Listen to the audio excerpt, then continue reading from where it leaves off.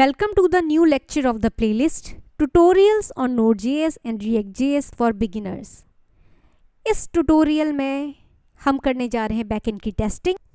तो हमने अपनी कंट्रोलर्स की फाइल में सबसे पहले अपने मॉडल को इंपोर्ट किया और उसके बाद हमने सारे अपने ऑपरेशंस को लिखा और उसके बाद हम अब न्यू टर्मिनल को ओपन करते हैं। टर्मिनल में गए, इसके बाद करेंगे न्यू टर्मिनल ओपन। इसके बाद हमने सर्वर को रीस्टार्ट करना है जिसकी कमांड है nodemon index.js, लेकिन हम पहले ही स्टार्ट कर चुके हैं तो मैं आपको एक बार इसको स्टॉप करके Ctrl+C और दोबारा से nodemon index.js करके दिखाती हूँ, जिससे पता चलेगा कि हमारा सर्वर स्टार्ट हो गया है।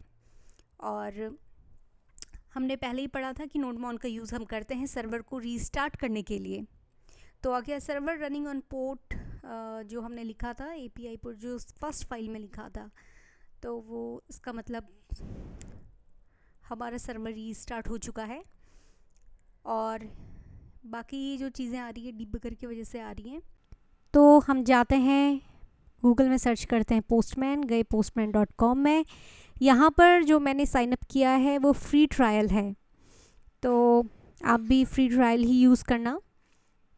और इसके बाद देखते हैं पोस्टमैन में क्या क्या है।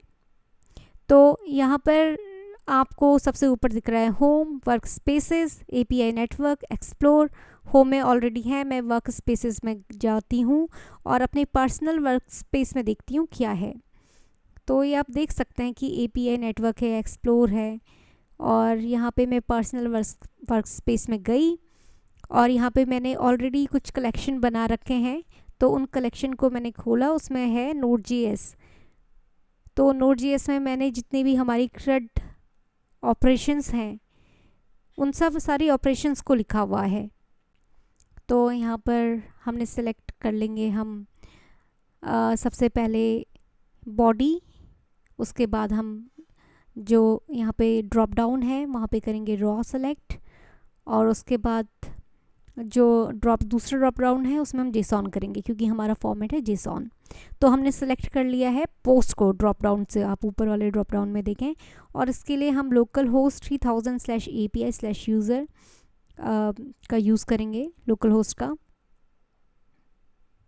और जो हमारी फर्स्ट जो हमारा फील्ड था, मैंने जो आपको स्टार्टिंग में ऐप ओवरव्यू में फॉर्म दिखाया था उसमें फर्स्ट फील्ड था ईमेल।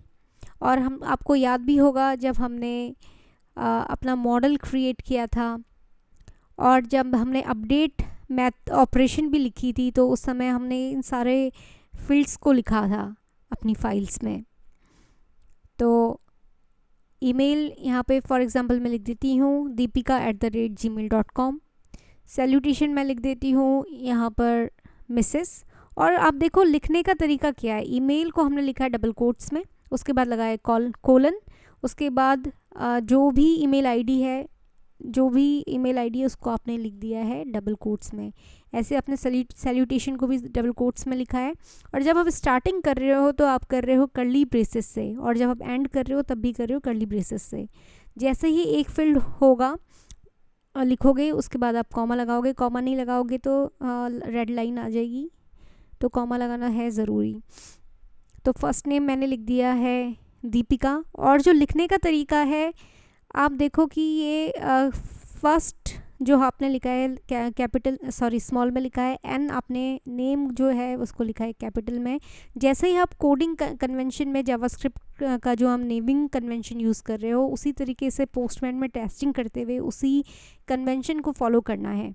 और लास्ट नेम मैंने लिख दिया है उप्रीति जोशी, और जेंडर फीमेल।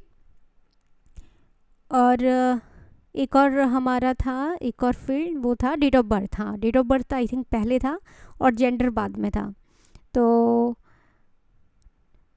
पहले हम लिख देते हैं डेट ऑफ बर्थ को और उसके बाद लिखेंगे जेंडर को। और डेट ऑफ बर्थ हम जब लिख रहे हैं तो तब भी हम वैसे ही लिखेंगे,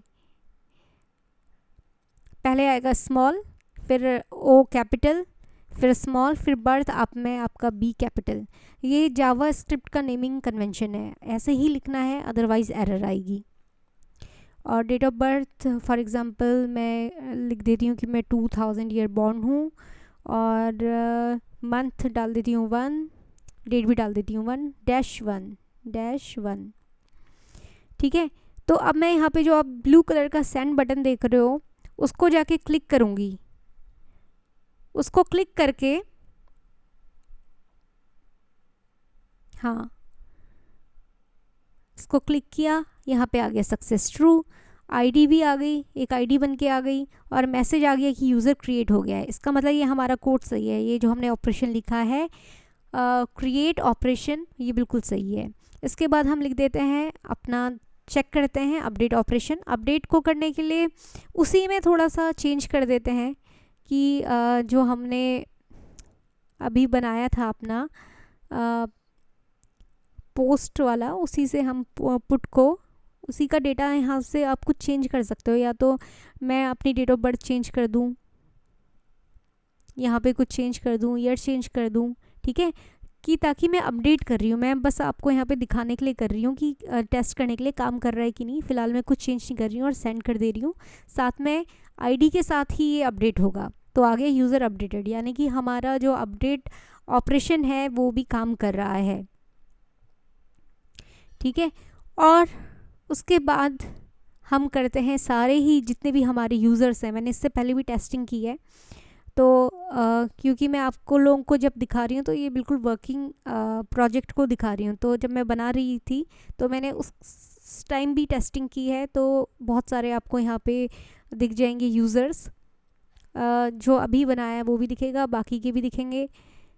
तो ये देखो, जो अभी का बनाया है ये दिख रहा है, मिसेस दीपिका उप्रेती जोशी वाला। ठीक है, तो लोकल होस्ट 3000/API/यूज़र राउट का यूज़ करके हमने अपने सारे ही यूज़र्स को रिट्रीव कर लिया। तो इसका मतलब ये हमारा ये भी कोड चल रहा है। अब हमारा ये जो ऑपरेशन है गेट यूज़र्स, जो ये भी हमारा काम कर रहा है। इसके बाद बाई आईडी से हम करते हैं, जो आपको याद होगा हमने user get by ID function का यूज़ किया था सिर्फ पर्टिकुलर एक यूज़र को रिट्रीव करने के लिए। तो यहाँ पे हमने यूज़र के बाद आईडी लिख दी और उसको सेंड कर दिया, तो आपको मिल गया। वैसे ही हम डिलीट भी कर लेते हैं। डिलीट में भी अपने डिलीट को करेंगे आईडी के थ्रू, तो यहाँ पे आ गया सक्सेस ट्रू, यानी कि ये सही है और काम कर रहा है। और अब हम अपने सारे यूज़र्स को देखते हैं जाके लोकल होस्ट 3000/API/यूज़र्स से। तो हम देखते हैं जो हमने अभी डिलीट किया था, दीपिका उप्रेती जोशी नाम का यूज़र, वो नहीं दिख रहा है। तो इस लेक्चर में हमने अपने बैकएंड की टेस्टिंग कर ली है और देख लिया है कि हमारा बैकएंड काम कर रहा है। आप भी जब भी किसी प्रोजेक्ट को बनाते हैं तो सबसे पहले बैकएंड को टेस्ट करें, तभी फ्रंट एंड में आगे बढ़ें। और नेक्स्ट लेक्चर में हम स्टार्ट करेंगे फ्रंट एंड React.js।